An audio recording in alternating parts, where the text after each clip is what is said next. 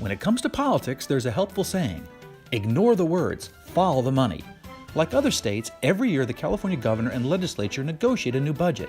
The end result reflects their true values and priorities. For Californians who pay taxes, however, the state budget process is a mystery. Our guest, Scott Graves from the California Budget and Policy Center, will tell you how the state budget is put together and how your tax dollars are spent. Following the Money, a primer on the California budget process. Additional funding for the Maddy Report made possible by a grant from The Wonderful Company, harvesting health and happiness around the world.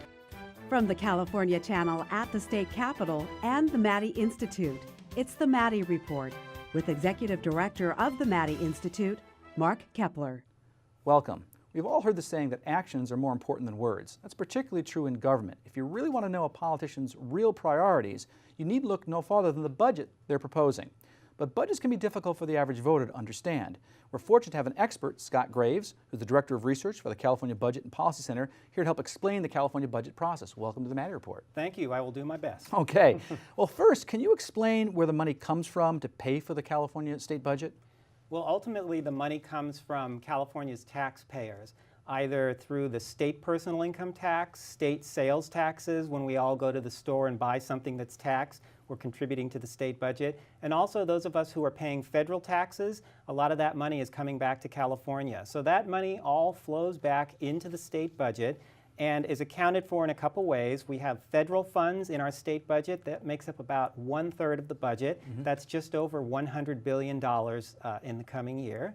And then state funds make up about 2/3 of the state budget.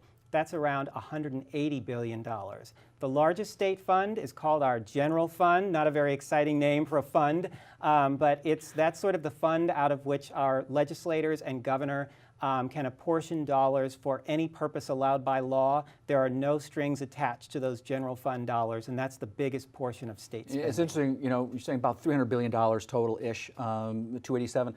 And people throw around $1 million like it's budget dust in Sacramento. Yeah. It's not that big a deal, right? Yeah. When you look at a $1 billion budget, it isn't that big a deal. Right. Until you get up to $1 billion or more, that's when you're talking real money. Okay. Yeah, it's always an interesting concept.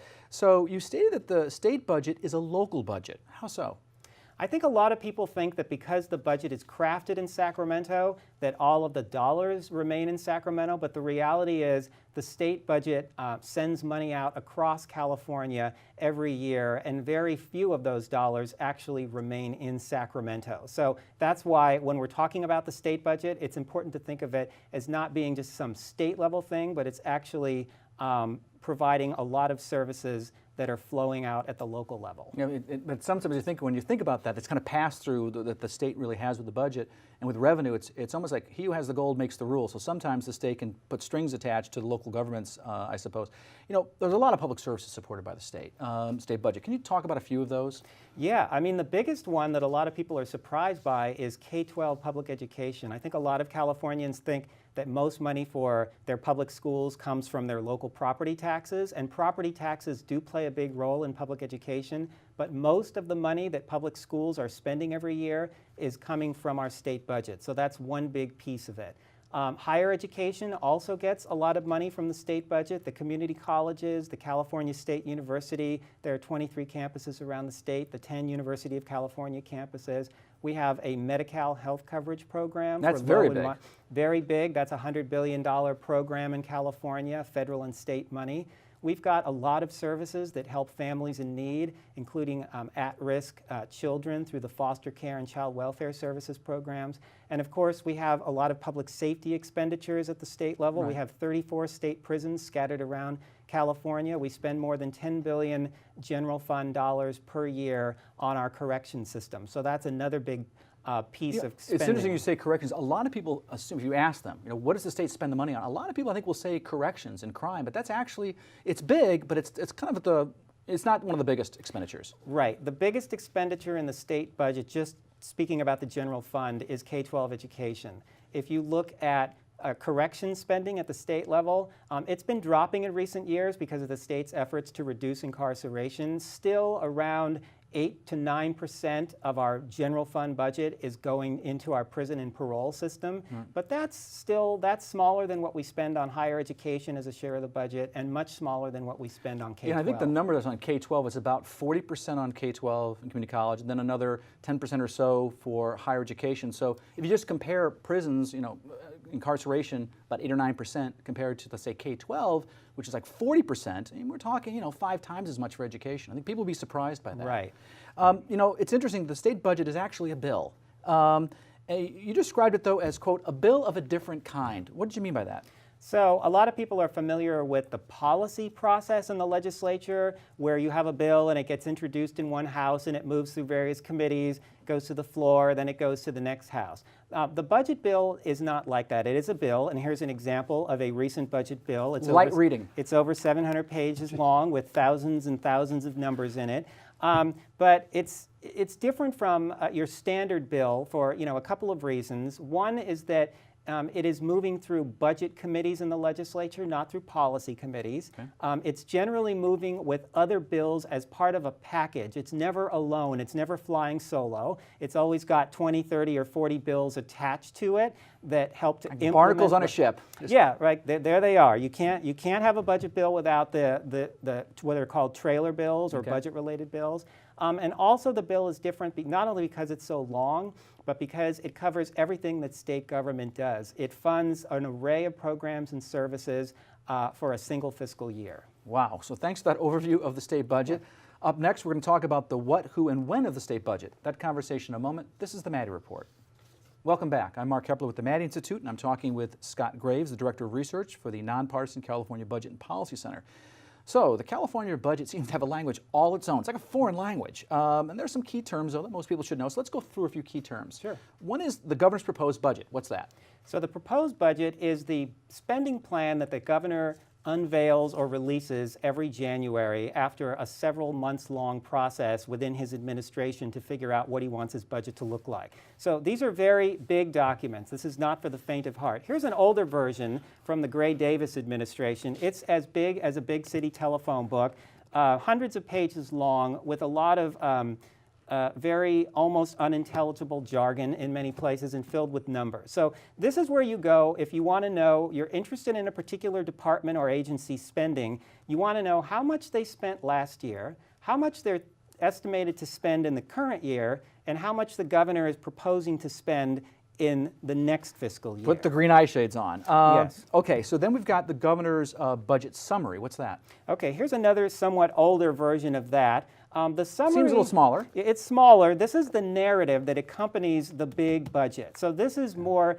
text and fewer numbers. This is where you go if you want to have a better understanding of the governor's revenue outlook. Does he think revenues are going to be up or down for the next fiscal year? Explains the numbers. Right. His economic outlook. Does he have any major policy initiatives that he wants the legislature to pass? So that's where you would go to find all of those things, plus the governor's rationale for his budget. This is the governor's view of the world. Okay, then we've got the May revise, or the May revision. Revise is probably not grammatically correct, but that's what people call it. What is that? So the May revision is the governor's second bite at the apple. Essentially, he unveils his budget proposal in January. A few months go by, legislators look at it, and then after we know what personal income taxes look like in California in April, the governor then releases tax day. We all pay our taxes in April, or I hope we do.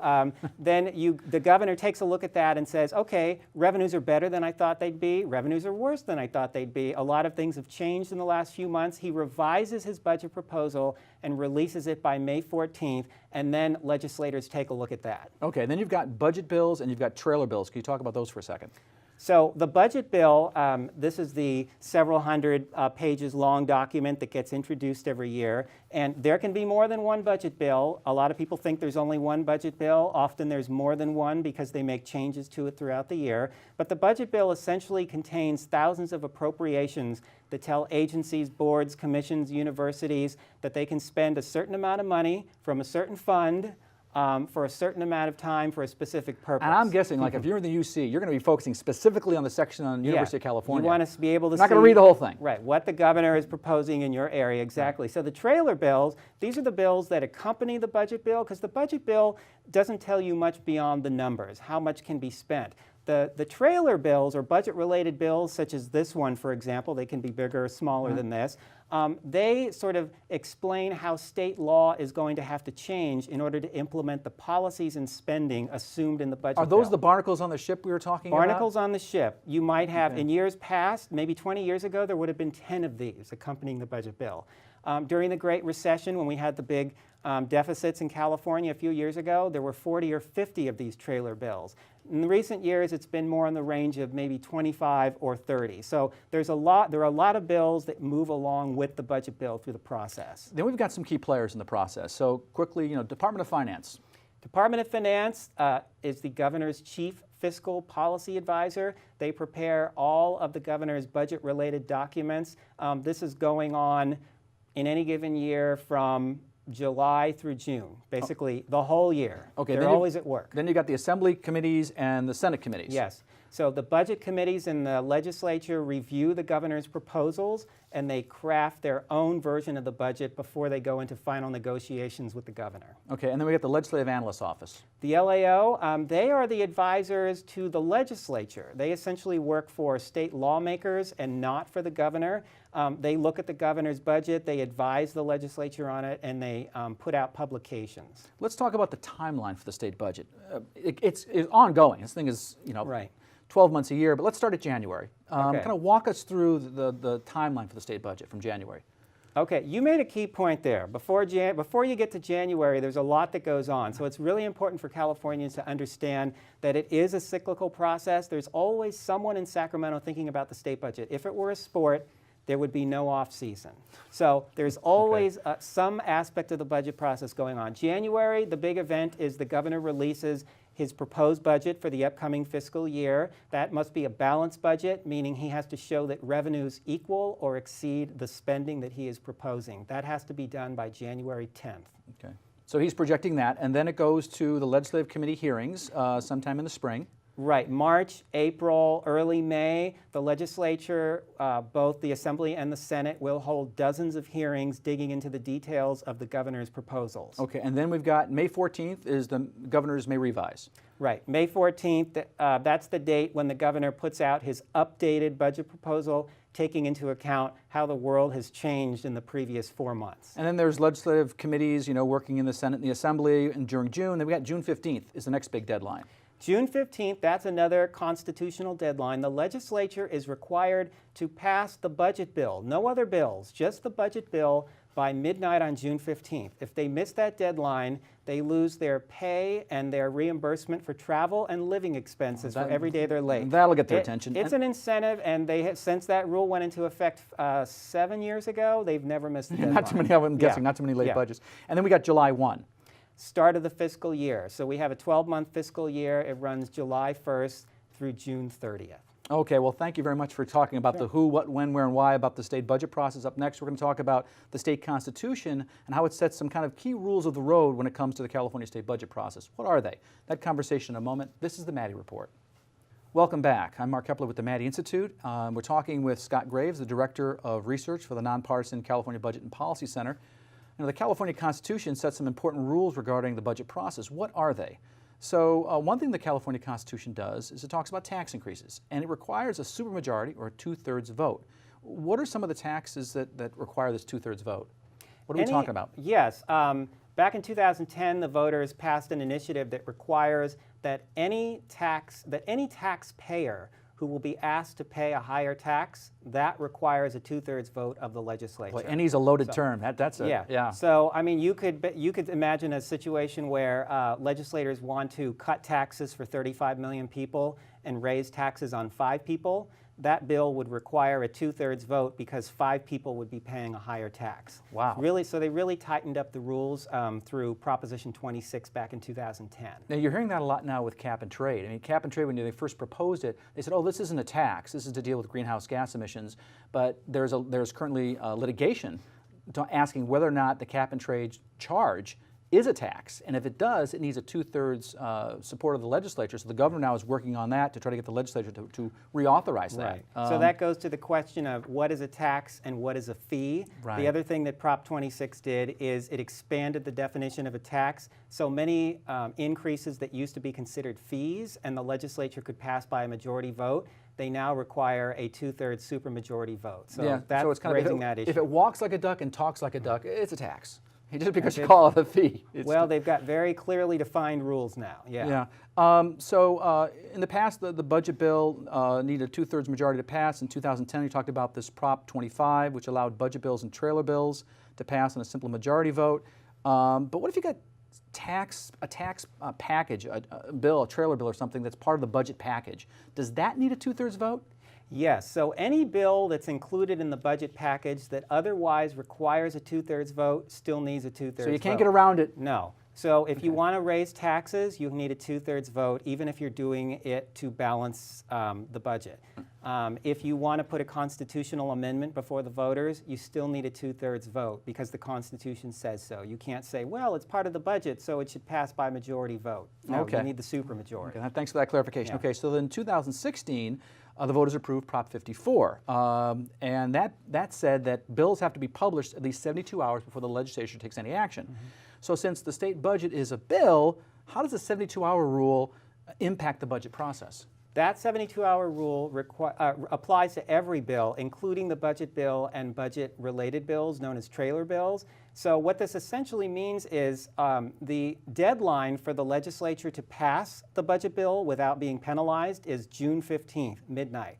That means if they have to have the budget bill in print for 3 days or 72 hours, they really have to have the budget done by June 12th. So one thing that has happened is there's already a compressed timeline between when the governor releases his May revision in mid-May and when they have to get the budget done.